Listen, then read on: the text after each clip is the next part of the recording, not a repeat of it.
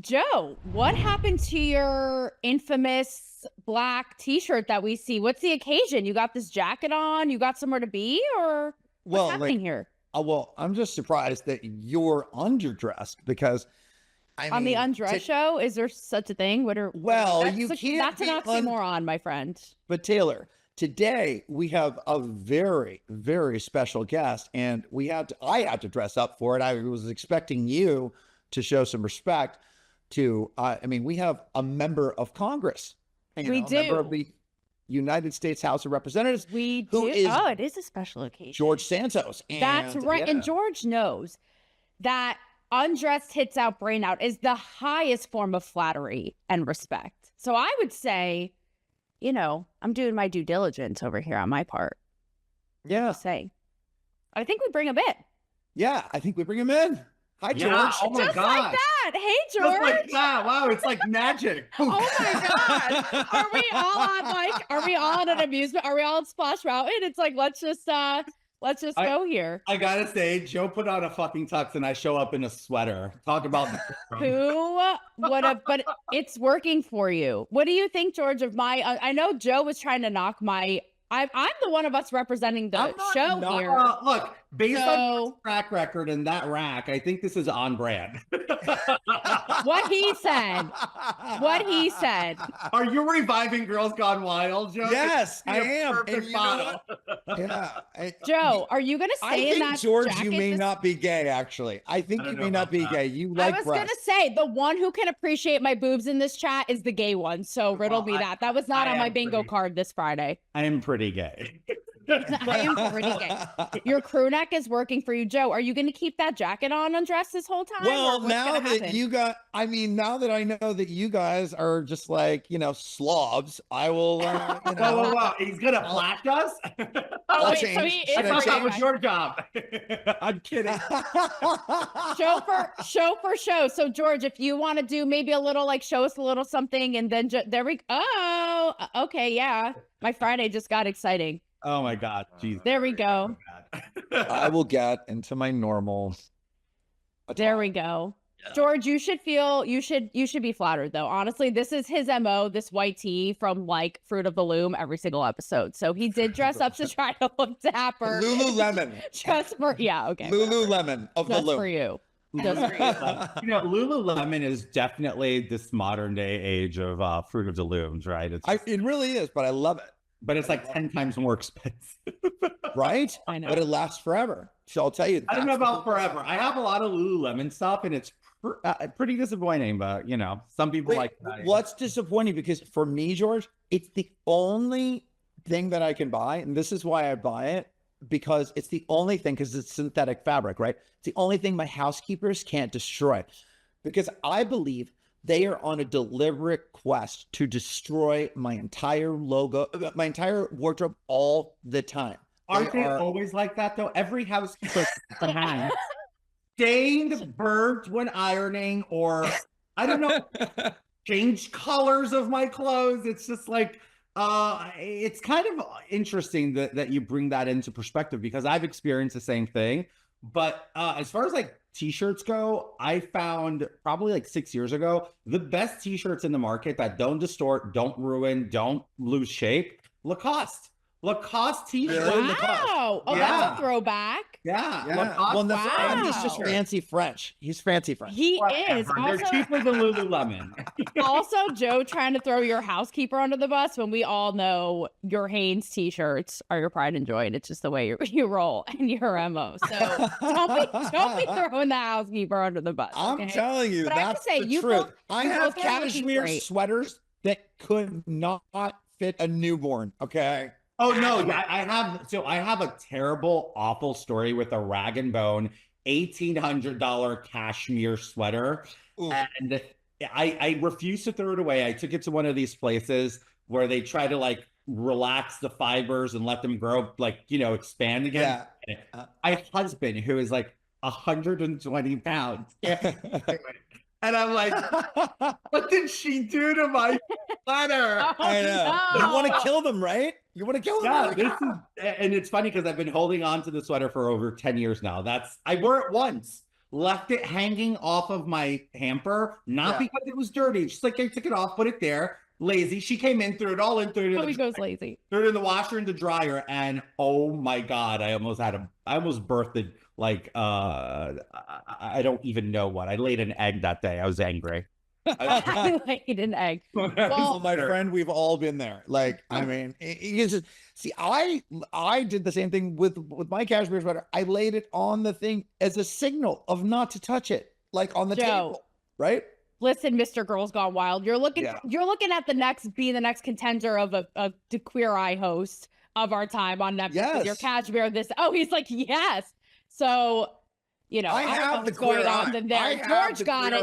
I guess so. I don't know. Yeah. I don't know. I thought maybe you were doing that. I thought maybe you were doing the housekeeper. Maybe you're just like tit for tat with her on how to press and fold. I don't know, but either way, you can find one that you go tit for tat, Joe. I will import her from Mexico. Oh, perfect. I'll pay the tariff. I have to say, it's my lucky day here. I feel like, I'm in a sandwich of like the troublemaker of politics and pop culture. I mean, what lady wouldn't want to be me right now?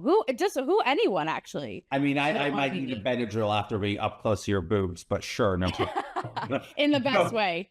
I'll just there a little something to remember me. But see, there he goes. I don't know with Joe. I don't know Joe's whole sexuality. This is on questionable notice, Joe. So I don't know if Joe wants a little dose, but we'll see. That remains to be seen. I don't know with his prim and proper outfits, Botox touch. I don't even know. But anyways, George. Look, I've already had sex like 6 times this morning. I'm already in a refractory period. Yeah, with yourself. Like, okay, it's just hard. I need a rest period in between, like, you know, because your hand's gonna get tired. You're gonna get carpal tunnel. So you no. This was actually sex with another human being. I gotta tell you, that's a lot of stamina. I'm a one and done, and don't touch me. I'm going to sleep. No cuddling, no nothing. It's like I did my duty. I survived. I showed up. Hey, I showed up with enthusiasm.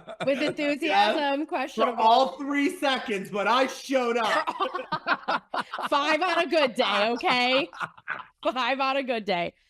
Wait, speaking of... sometimes you want it to be 3 seconds, though, right? Because like sometimes you're not into it. No, we got lives to lead. We got things to do. I got job, George. And you're not into it. Yeah, you can go ahead and round that out. You can go ahead. Right? Wow. You can't. At least we have the pleasure of faking it. Actually, now this is seeming like a perk for us, where you guys can't really fake it unless there's some magician shit going on. You know, so for over it's called the blue pill. That's the biggest. Yeah. He's like, the blue or the red pill of this. Take a little bit of this, and you'll be fine. Right. So, George, we recently spoke on one of my other shows about how, I mean, you blew our minds and some people's balls probably about how crazy sex swinging, drug swinging, behind closed doors antics go on in politics, in Congress. I haven't stopped thinking about it. It has been living rent-free in my mind. What is it, do you think, that makes politicians so horny? Is it like being power hungry? Is it the proximity? Is it like hate banging? Like, what's going on? The people want to know. Funny. After I did that interview, I actually sat back and I said, I think I want to write a book finally. And today I was talking about it on X, and I put out, I think I'm going to write a book. So I'm starting a Kickstarter to self-fund. I want to self-publish since I've been completely screwed over by mainstream publishing houses. So what I'm going to do is I'm going to do this and take it to the people. If the people want it to happen, they'll fund it. You know, there's a lot of layers, but I want to talk about this because there's something to be said about all the fuckery, quite literal fuckery that takes place in Washington, D.C. Members sleeping with members, members cheating on spouses with other members, members sleeping with the staff, members sleeping with lobbyists, quite literally, staffers getting fucked in Senate confirmation rooms. This is the culture of Washington, D.C. They're just sex-driven cocaine heads. And those are the people legislating for us. Did I stutter? Did I mince words? It's funny because I was wondering if there was cross-pollination. I was like thinking, okay, is it senators and senators? Is it Congress people with Congress people? You're like, it is the assistant, it is the janitor, like it is anybody. So George, it's everyone. It is. This is not limited to Democrats or Republicans or Republicans, Democrats. They're all horn. But you know what, Joe? What's the name of your book first? I want to know. I don't know yet. I'm going to. I have a working title of something along the lines of "Queen of the Hill: The Untold True Stories of DC's Filth," or something along those lines. We're playing with it. Like it's like total brainstorm session. I like the kind of knack of like Queen of the Hill because it gives you that Joan Rivers like "fuck you" vibe. But the reality is, you got to stop and take it back for a moment and look at it from a bird's eye view. I was there for 11 months. In 11 months, I was able to see, and these are just, I'm not going to go into details or else I can't sell the book, but I saw more than one, actually 2 members of Congress cheat on their spouses with other fellow members. I saw threesome shit flying around all over town about members. I was invited to a cocaine orgy. Wow. I showed up to a party that I thought was a party, and then I realized there was a line to go to the half bath in the apartment, and that's when I realized there was a lot of people doing coke. Then I went to the bathroom because I was curious to see. Wait, was it Hunter Biden's party or no, really? Can you say? No, You're not going to say. no, Okay, no, this was a members party. Members party at a lobbyist apartment on K Street. So, like, wow. I'm talking about Secret Service outside, everywhere. Like total. It's just chaos. Yeah. I mean, I've never thought that in 11 months I'd be exposed to so much. And then I learned about the infamous cages, which are storage units in the basement of every house office building. So, for instance, my office was in the Longworth house office building. And a staffer of mine one time goes like, "Oh, sir, we need to go check out the cages and see what the former member left in storage." I'm like, cages? Oh, that sounds kinky. Yeah, cages. And I joked. I'm like, that sounds kinky. He's like, that's well, Richard Gray.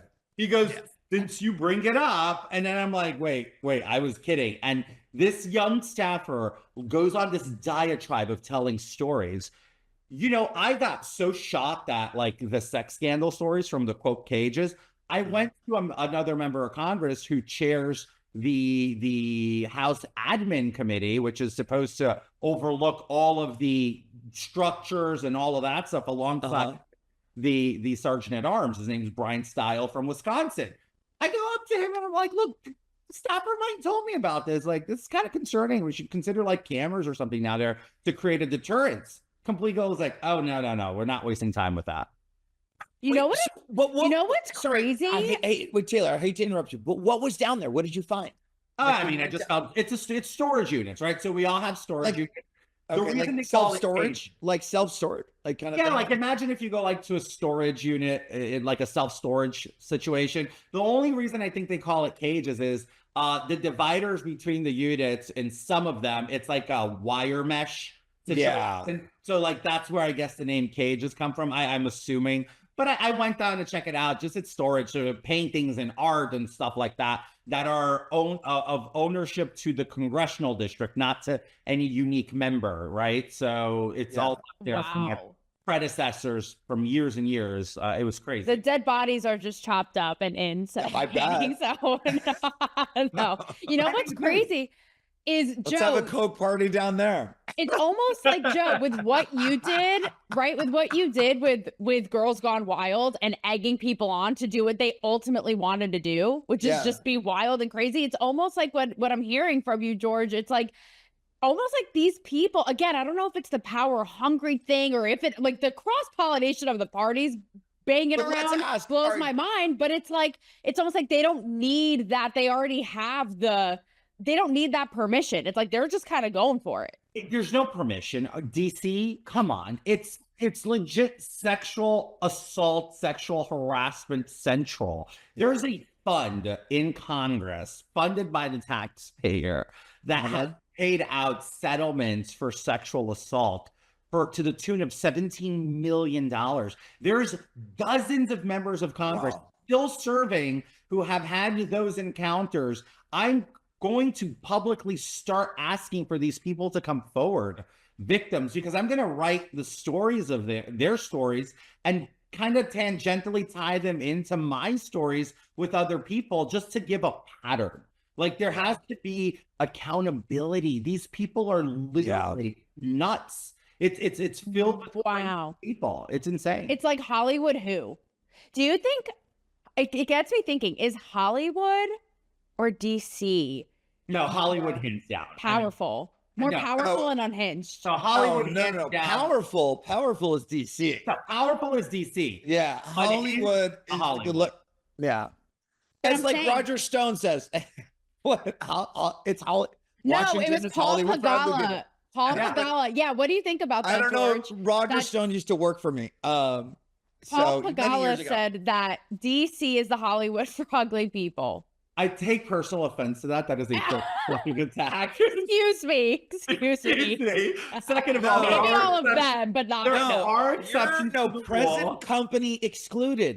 I'll say this. I mean, George, you have Botox. I mean, you make, come on. You're a groomer. I mean, come on. You look fantastic. I actually like your little shadow today, George. I meant to tell you, it's giving. Is not something. Intended. This is like awful. It's the choppiest beard ever, but. DC is a place of a lot of hard to look at people, but in the fray, you find beautiful people. Like, you have Anna Paulina from Florida. You have Alexandra Ocasio-Cortez. As dumb as she is, she's gorgeous. And you find pretty good looking. I mean, Jared Golden, he's a really good looking dude. You have Seth Moulton. Like, there's good-looking people in Congress. You know what I mean? I mean, Mike Gallagher was there just not too long ago, and let's never forget that we had the Queen himself, Aaron Schock, who used to serve in Congress like an APAC. So there are good people from time to time with your Congress. Why do you think they, I mean, I know it kind of is obvious and goes without saying, same thing, like DC is more powerful than Hollywood, but I say that because you're talking about exposing the stuff, writing this book. Same thing with Hollywood, the amount of power players who can clamp down these stories so easily. But do you think that they hold on to this prudish thing, be it their appearance, be it all these stories, because they're just trying to seem, it's a distraction, they try to seem holier than thou? Like, what is, because I'm thinking as you're saying this, like, if and when it will ever truly come to the light for what it is. I mean, my book publishing, I need to put in a budget there for at least a security detail for a while. No, you need some serious. To her question, though, are there people who partake and are there non-partakers? Like, or are there people that want to enforce and change this thing, or is is this the way it is and it's always going to be because it is ingrained into the culture of Congress and DC? So for me, personally speaking, I never partook. I never wanted to partake. I also am not the dick enforcer of where you put it. So long as you and your spouse and God, you guys figure that out, that's not my problem. But I can say the following. There's a very small minority just that don't partake, but take this into account. In DC, 90% of people marry within that weird incestual pool of, Congress people who show up single end up dating consultants and lobbyists and they marry, or, of politicians that were, run-of-the-mill politicians back in their respective states that went up the political system. They end up marrying, local political figures too. I feel like I showed up to DC with a completely I showed up married with a complete outsider. My husband's an immigrant. He's not even American. Couldn't care less about DC. Hated the town. So I kind of felt like the odd man out most of the time because I had a spouse that was, we didn't have political conversations at home. We talked about everything but politics, so it's different, but it's so cultural friendly to do this in DC that I can see that it's a commodity and they monetize it well, or, I mean, DC is a liberal place. Like, And I'm a gay rights advocate, and I always have before gays had rights. And but you're but we would protest. We know, there Joe. We're thinking all a the little time. extra about that that Yeah, part we'll talk. today. We'll How explore. passionate you are, though. Yeah, we'll let George explore my sexuality later in the show. But to ask, I'm me tooing George right now under the table. You all can't even see. No. Well, like what do they call this in porn when the girl is next to between the guys? Is it? Well, Oh, the Eiffel Tower. But I wouldn't have it any other way. I wouldn't have it any other way. Just by Joe Anyway, Francis and George Santos, Taylor Ferber gets Eiffel Tower. Splashdown with Disney. Now we're in Paris. Hey. I'm just gonna say this. See, look, my sex drive is coming back. See, it just takes a minute. Look, I'll just say I this. popped a blue pill. That's what George said. I took his prescription, Dr. George Santos. I took it. It's good. Thank you. Joe, Yeah. I'll say this to you. Many Compared to DC, you're like you're The one with Saints? You're what? You're like a choir boy compared to some of these guys in DC. Like, Wow. So give You us know why? one example, George. Give us the craziest. I want to hear the craziest example. Same. I'll tell you why. I'll tell you why you're a choir boy. Okay. You're honest. You're a choir boy. You Yeah. like what you like. You're honest about it, and you Yeah. don't make excuses for it. Yeah. These guys live behind a absolute 100. lie. I mean, dude, here's a quick little snippet. I'm not going to go further than this, but I will say this. I was the first ever openly gay man elected to Congress as a Republican. Wow. Open. But you're exactly. You're saying But- open. I was not the only gay man in the Republican Party serving in No Congress kidding. while I was there. There's so many people who live a lie. Yes. And it's always the extreme. Lie. It's always the so bad. extreme, right, George? It's always the ones who have the facade of this like holier than thou, who are like borderline like homophobic, are the ones with the craziest, freakiest, wildest look, behind the scenes. It's like, what are you Aaron Schock. hiding? Aaron Schock is a great example. If you look years back, he voted against every single gay rights bill possible. Meanwhile, he was sucking dick in the basement of the Capitol. Like, Case in point. Case in point. you know, it's like, Wait. no, what the hell? On the reg. Why am I not surprised? George, real talk. Who do you think, on the whole, no pun intended, is genuinely more accepting of the gays? The right or the left? I genuinely believe this with my entire being. Neither side is genuinely accepting. The Democrats pander for votes, but Facts. see if they ask a Democrat the following: hey, what would you do if your son would come out gay? They all take a pause, like, like it's not something they want in their lives openly. They're not like, oh, kids, please be gay. I want you to be gay. And then you'll hear them sometimes say, well, it's a really tough life. And as a parent, I worry. That's their answer. They try to be super, politically correct about it. Republicans are just straightforward. It's like, look, it's against what I believe religiously, but hey, you do you. I don't care. Do you know congressmen that have gay kids right now? Like, do you know, plenty of members have gay kids. Like, plenty. Oh, are they open? Closeted? Schumer's daughter's a lesbian, Yeah, and we know that. Yeah, of course. he's proud to have uncooked hamburgers with cheese on top of it at her barbecue, so Yeah. like there's plenty of members with gay kids. But George, I mean, when outside of San Francisco, and I have a lot of gay friends, and I travel with them a lot. I mean, we go to I don't know if you know what Circuit Party is, but we go to Circuit Party all over the world, in Spain and various travels. But we go to sometimes, outside of like San Francisco, which are not really the fun gay bars. I would say I've been to more gay bars in Washington, D.C. than any other city really in the United States. So explain, where does that line? Because there's a huge gay culture there. So like, there's just a complete disconnect with everyone sitting in those Capitol buildings and everyone else in the city. So it's funny because in my entire time in DC and all the years of traveling back and forth to DC, I went into a gay bar once accidentally because a consultant of mine said, hey, meet me, let's get drinks. I didn't even know he was gay. I guess that was his way of coming out to me. So me and a staffer of mine, along with a journalist who's actually a really close friend, we went to this bar not knowing what we were walking into. I walk in, it's like this crazy gay bar, and the gays were like ready to kill me. But luckily, I had a staffer who's pretty, Wait, why kill you? Because they hate me. The gay community. Why? I can't go to Why? a bar in New York City if I wanted to today. They probably. But why would they hate you? or throw me George, out? number one, you're an incredibly likable person. And look, Not and to the again, what? Not what? to the gays. Not to the gays.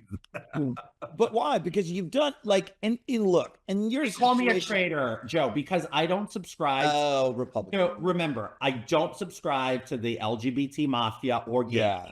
Right. I don't believe in the wokeism that they promote. Like, tell me what accomplishments are coming from so-called pride No, parades. it's so People bad. show up and they're having explicit sexual acts in front of people, like kids, children. You're advancing no agenda, and I'm not going to support that. I'm not going to sit here and seal clap for you. Stupid, Right? And they hate that about me. And quite literally, it was easier to come out gay in New York City than a Republican, but it got super interesting when I came out as a gay Republican. Then nobody accepted me. You were the black sheep across the board. We recently had Brandon Strauch on Politically Uncensored, and I asked him, he goes toe to toe with these people with Walk Away, right? And I said, the blacks, the gays, women, like who are the most insufferable to go up against? The gays. I'd rather debate a black person on the merits or a crazy white liberal on the merits. I don't waste my time with homos. They can go pound you know what, and I don't care. I have no patience for Gay Inc. I have no patience for the LGBT mafia. They can quite literally go fuck themselves, but I know that's actually a compliment to them. So they might enjoy it. But you know what's sad on a serious note? Hold on. I want to say, George, you're right. Like, you're right. Your stance is correct. Everything you have said is correct. And careful with that. You might get canceled. Yeah, but I know. We already are. You know We've been what? canceled That's 5 times over. They over. go after you. And look, I think that's what. Look, you didn't do any major stuff. Like, look at this guy with the gold bars, and he's running, and he's actually jeopardizing national security, right? You got fucking Botox, and whatever, whatever. The severity of what you're describing that's happening in Washington and how they persecuted you and how they're continuing to try to persecute you for just, I want to call it bullshit, because it is. And I really believe it's because you're a gay Republican. I mean, and now I hear that more because you don't have your own people on your side, which is really a lonely place to be in that world, in that public arena. Look, I said this recently. I've never felt like so completely isolated like I do today, because DC is a place that if you really want friends, get a dog. And the gay community, I never really found my footing. Like I love RuPaul's Drag Race, but I even stopped watching that after they decided to make me a talking point in their show. Like, seriously, it's like people need to stop obsessing with people because of the stuff they disagree with and try to find common ground in what they agree on. But I'll say this. I'm happy being an isolationist. Do you know why, Joe? Because I don't need to wake up and put up the fake. Right. I don't need to have the pleasantries and the posturing and the coat switching in order to just please people. I can just be a rancid fucking bitch all day long and nobody cares. With my Hamptons crew neck. So whatever. Eat that, bitches. George, I love it. You're authentic, and that is that's you. And even the first time, you FaceTimed me a few months ago, and we met through stuff, but I think you're an amazing guy. Like, you have an amazing energy, personality, everything. So, I could see why people are attracted to you. So, you know. I thought it was my charm and my smile, but sure. No, this whole thing. No, I applaud you, George. Every single time I've interacted with you, I have to say, with everything you've gone through, you are so, we didn't even prep for this. You were just so game. Like, all right, let's go. And that's so rare. Everybody is so contrived and he's so like, I can fake. tell. And so, he's like, you guys are unhinged. This is the first. I can tell you guys suck. I don't. I gotta go. But it's really, I respect that. Like, you just are like, what you see is what you get. And I have nothing to hide. And I think that's so awesome when everyone is so goddamn fake. We know that. Here's my story in a nutshell. I'm not a talking points person. I roll with the punches. I'm not a choir boy. I've fucked up plenty in my life. I have tons of regret and remorse. I would do a lot differently. But here's the one thing that people seem to get confused. They want me to physically be broken because the only form, apparently, of atonement and remorse is to be dreadfully broken. You can't break my spirit. I was born this way. I'm going to die this way. Maybe it's the autism or something, but we'll say that. You can't take my shine away because it's who I am. It's ingrained in my DNA. Yes, I fucked up. Yes, I have tons of regret. But am I going to wake up mopey and pouty and sulk all day long every day, to appease people, the system? Fuck you. Fuck the system. I'm so tired of this social standard that, oh, if you did something wrong in life, you have to not just apologize, but you can never smile again. You can never have a good time. Like your life's over. You need to live in repentment. I hope that all these people apply that rule to their lives when they're cheating on their spouses, when they're stealing, thieving, and killing, and weaponizing their positions because it's such bullshit. Rules for thee, not for me. And no, but what he's saying, Taylor, and George, I feel for you because I have been through more shit than anyone I know. Like since shit was invented, I've been through more shit, and I've been through the system, and I've been prosecuted by that corrupt. The system is more corrupt, but we're not going to get into legal. But the system is more corrupt than anything else. Okay, but exactly what you're saying, it's like unless I go on TV and cry and say no because I don't feel bad, like no, I'm not going to say that Girls Gone Wild I feel awful. Why would I feel awful about a consenting adult signing a release and going on a television show? Like that's not my fucking problem. So I totally understand. And then everybody wants me to cry and go on and say, oh, and especially that 4 years of whatever the fuck that 4 years was with that. What's that weekend Bernie guy, Joe Biden?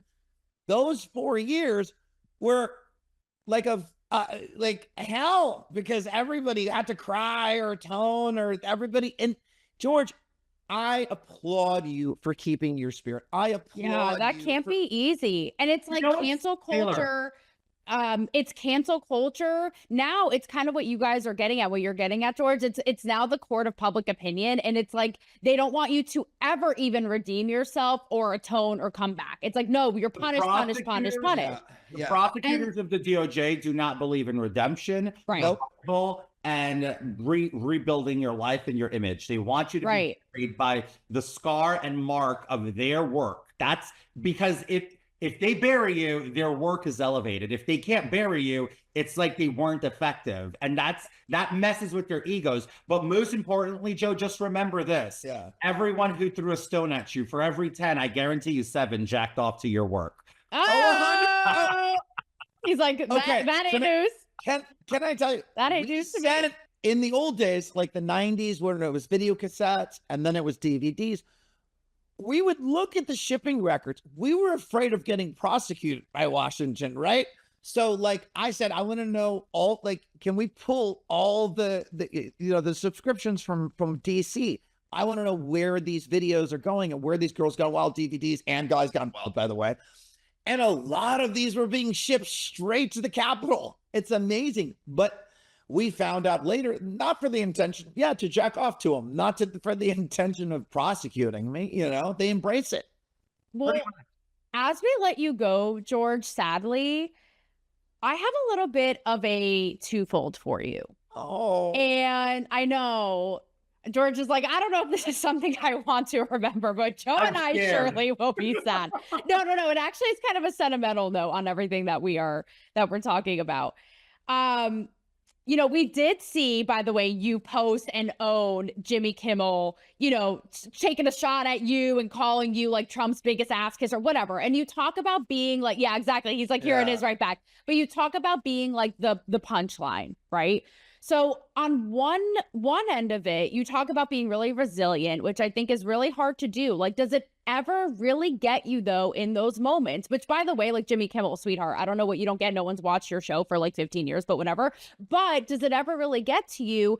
And knowing everything you know now, would you try to go back into Congress and like if you could start over, would you do it all again? They'd kill me if I tried. Killer. The No, moment I'm I saying said, like if you had a "I'm running time for machine. Congress," I'm saying if if you had a time machine. Taylor, Oh, even yeah. in the time machine, I'm telling you, if I ever went to Congress, they'd kill me at the announcement. Like I'd leave the announcement party, turn on my card, like, there goes George Santos. What a tragic accident. I Like, mean, I'm telling you, Mafia, and mafia He's- shit. no He's the end. wizard. He's just pulled the curtain back. There's no Come end. on. I did the biggest no-no in politics. I bought too much too light. And this is, no pun intended, a world where you need to hide behind the green curtain because nobody wants to see what happens behind the curtain, right? It's who the peers are. And I saw all of that. And I'm totally comfortable with saying, look, like I said many times, let me just put this on the record here for Undressed. I am not suicidal. If anything happens to me, guess what? Start looking at people that I've actually outed for their bullshit. I have no intentions of committing self-harm. I actually love my life, love my family, love the people I interact with. And if anything were to happen to me, I strongly suggest an investigation be in order because I am nowhere near wanting to off myself. You so made- wait, hold on. You made a really good point there. But that was serious, and we are going. I mean, we're going to make a big deal of that. But do you actually fear that the system, like House of Cards, like we all watched House of Cards, I mean, most of us, is that evil to where there are murders and things like that? Like a bit, like do you think that level? Joe, murders, rapists, and child molesters are given sentences far lighter and requested far lighter sentences by the government than what the government's trying to throw at me. So you make sense of that. Oh, that was ridiculous. 7 years. I saw that. But look, you know what, George, what pisses me off is people believe prosecutors like they're like the holy Jesus. They're the biggest fucking liars in the world. The prosecutors play the dirtiest game and they lie and they make up more bullshit. And then they say, oh, they walk out of that courthouse. They don't go to the microphone and talk to the press, but then they leak everything out and they leak all this bad shit about you and they litigate. They say, oh, we don't litigate in the public. We litigate. That's all in they the do. press. Bullshit. That's all. Yeah, That's exactly. all they do. Especially That's all they do is litigate in the public. Young version of prosecutors going through the DOJ, you're 40 under, the millennials, they all litigate in the media. Every single one of them litigate in the media. Every single one of them. You might find exceptions. There's some with integrity. Look, I look at the team prosecuting me. There's one prosecutor there that I actually have immense respect for, because if you follow the work of this prosecutor, you see the kind of work. It's pretty impressive work. Really, really good prosecutor. Really good stand-up individual. Matter of fact, the easiest one to work with out of the team of 5 that the team has to me. But when you talk and look at the other ones, they're either mommy and daddy's got them the job, or they're connected to someone, or, nepo something-ism happening. Really? So it's just like, it's whatever. Look, honestly, I wish them well in their careers. I wish them well in their personal lives. I wish them well in their endeavors. They have not stolen an ounce of my sparkle and my and my cheer. It's not up for grabs. I'm sorry, guys. You can double George. They can double it to 14, 21, 28 years. I don't care because they did not play fair. They never play fair. And so many people in this country have experienced the heavy-handedness of how the system tries to oppress them, break them, especially when you're talking about stuff that are nowhere near violent. I'm not a threat to society. Right. I'm not a threat to children. I'm not a threat to nobody's well-being. Yeah. But they want to exert this immense amount of power to say they took down a congressman. Are you fucking kidding? There's no better story than the corrupt politician, right? Which none of it has to do with you didn't jeopardize national security. the other. I should have taken gold bars and sold. George, I think that your attitude Instead of Botox, it's like exactly. Gold bars, especially with this. The more you economy. know. What I could have, should have.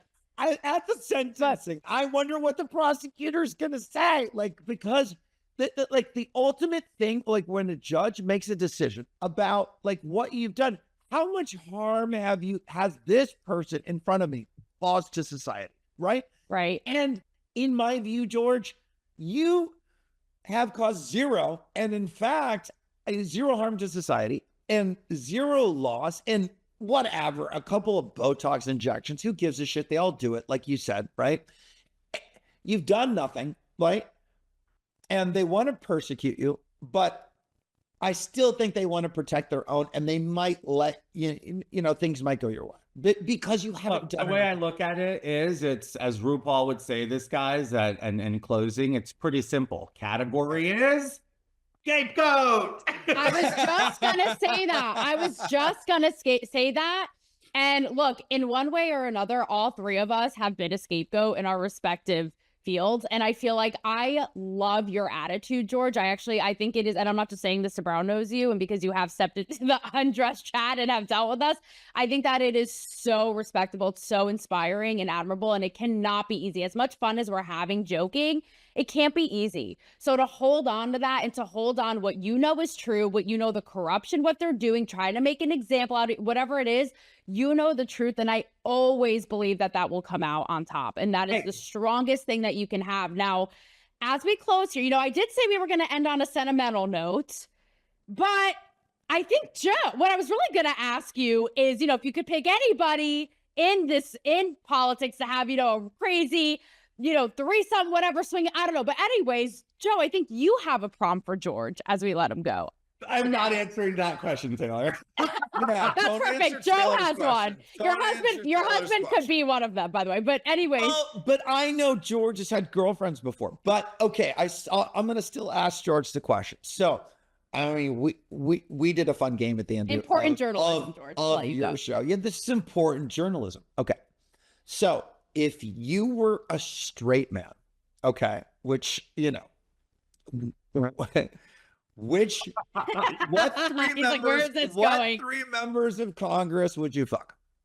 Or want to? Okay. Or want to? I want to make this a very respectful. Yeah. Oh, I'm sorry. Or would you desire? I believe if I were into women and based on the women in Congress, I've said this many times. Liz Cheney. I know. We knew Liz Cheney. That was the answer. No. I mean, Rosa DeLauro. If Really? you don't know who that is, I'm joking. Rosa DeLauro is the one who wears a purple hair from Connecticut. And she's dead. I'm kidding. No. So look, there's so many beautiful women in Congress. I mean it, from Anna Paulina to AOC to Marie Glueson-Kemp-Perez, and then Congresswoman Brittany, I can't remember her name. She just gave birth. There's so many pretty ladies, so many. Yeah. Laurel Lee, Congresswoman Laurel Lee from Florida is a bombshell, gorgeous kitty. But again, I would say this: they're all very beautiful women. I think they are all magnificent, with some exceptions. But you know, like I'm just that's not my vibe. But yeah, George, Joe got scared. The real prompt was going to be AOC, Anna, or me. And no, that's a real hot seat. Okay, no pressure. So is this what, like she's hitting on you, George. George, that wasn't George, I can't hide it any longer. It actually was. It actually was. I have the receipts. I have the Slack receipts. Taylor's got a crush. I've George. never seen Taylor act like this before. Yeah. Oh yeah. Hey Taylor. Don't be jealous, Joe. That's all I have to say. I don't know. Anyways, I'll take Taylor for 1,000. Because I thought George. What, George? I'll take Taylor for 1,000. That's it. No, just kidding. Well, no. Hold on. That's a Jeopardy. That's It needs 2,000. Sorry. Oh, okay. She'll be the Daily Double. The There Daily you Double. go. I'll take it as a compliment. George, we absolutely love you. Thank you so much for George. coming, being so open, and having so much fun with us, and being so honest as always. It's always fun to be with you, Taylor. Joe's great to be with you again. Don't be a stranger. Yes, don't be a For stranger. having me, guys. Yes, and don't be a stranger. And like Taylor said, we love you. We wish you the best of luck. And we know you're not going to lose your spirit. And it's so wonderful to hear that. And it's so wonderful to see you smile. And it's so wonderful to sit here and joke with you. You're going to be okay, man. I promise you. You're going to be okay. And don't be a stranger. Thank you. I appreciate Go, heart too. George. Thank you, Thank you, George. guys. He's dethroning Elon as my autistic king, if you are. Are you I don't even know. I am. I have a said it. autism. You said it. I love it. It's working for you. Thank you so much, George. Thank you, George. Bye. Bye. He's like, how do I get out of here? Am I in undressed purgatory? I found it. Bye, guys. Bye, George. Bye. So I really commend him for being so, like, again, wear it on his sleeve. What you see is what you get. I have nothing to hide, and so bold about it and so honest when he could easily be so, like, PR heavy. What do I say and not say? I think it's so great, you know? I do too, because never have I seen that before. Never with a politician have I ever seen such openness and such willing to not only only avenge thing. I feel, Taylor, for him, I feel it's like a personal, like, quest to really make it better. So it's not just getting back at these people, it's exposing it. I love it. Okay, I know your wheels are turning. Who would you have do you even know these people? Do you know Anna Paulina Luna? You know AOC? Of course. You know Marjorie Taylor Greene? And I'll tell you why. I wouldn't Come on, be with, Joe. all right. So I'm going to tell Come on, you. Mr. Girls Gone tell you Wild. honestly, I I wouldn't have want to one. be with. Who would you try to get to Girls Gone Wild? You go. Best rack in Congress. Who is it, Joe? Zero. Because Oh, nobody come would buy it. on. Nobody would buy it. No. Who That's would the you want to problem. pick to show you their Girls Gone Wild? If you had one, if you could set your eyes on one, On one member of Congress. Yeah. I mean, look, I'll have to go with George. I mean, he said, but I just don't like her personality. Her whole Jenny from the AOC, Jenny from the Block thing. I just don't like her shtick because she's so phony. So it's like, they're all so, like he said, they're all so phony, Taylor, that a lot of the Girls Gone Wild stuff and a lot of, Girls Gone Wild was about the interaction and the play. And like you said in the very beginning of the segment, he's so open and he's so honest. None of these women of Congress are going to have that interaction. They're, it's not going to be fun, right? Because they're not the right person for a Girls Gone Wild. Okay, we'll shelf that. I'm going to get a real answer out of you one of these days. And by Well, no, golly, I mean- if it's the last thing I do, I will. I mean, like you're giving me like, 4 Wow. people to choose from. Wow, you're not giving me a great selection, a great crowd. Though, on a serious note, Joe, it will be interesting though to see like if he does end up going forward with like a book and all this. And yeah, He will. like, He will is do a this book, for sure. scapegoat. It will be interesting though to see how much his message cuts through and makes waves and permeates, or if people just like write him off, or if it actually is another example of somebody being, the target of unfair, corrupt justice system. I don't know. It'll be interesting to see what happens there, I think. Well, look, they're making, obviously, like he said, and I've read as much as you can read. And I mean, you got to compare with him he didn't jeopardize national security, right? He did some things that are, questionable and illegal, but like these are campaign finance violations. And, he didn't sell nuclear secrets, right, to China. We'll see what happens. I think, look, as we let everybody go, and thank you guys for all watching and coming on this crazy wild journey with us. I think that this is one of the many layers of what everybody can take away with today. Obviously, the corruption and what actually goes on. I mean, George has been so transparent even today, the behind the scenes. He's talked about how, you know, politics is theater, how people are completely different once the cameras are on. He's talked about how he and AOC, for example, you know, were at each other's throats when the cameras were off. She was like sweet as pie in support of him. So just, it makes you really second guess and, you know, think twice about everything that you're seeing and perhaps not believe your eyes. And I really appreciate George for undressing politics with us. So I will leave it at that unless you have any parting words, Joe. But guys, share this, subscribe. Obviously, it's the place to be. Right, Joe? Obviously, guys, subscribe, share, like. Thank you for watching. Thank you, guys. And check out the merch. Just saying. I think I had a one up on you and George today, but I'm biased. What can I say?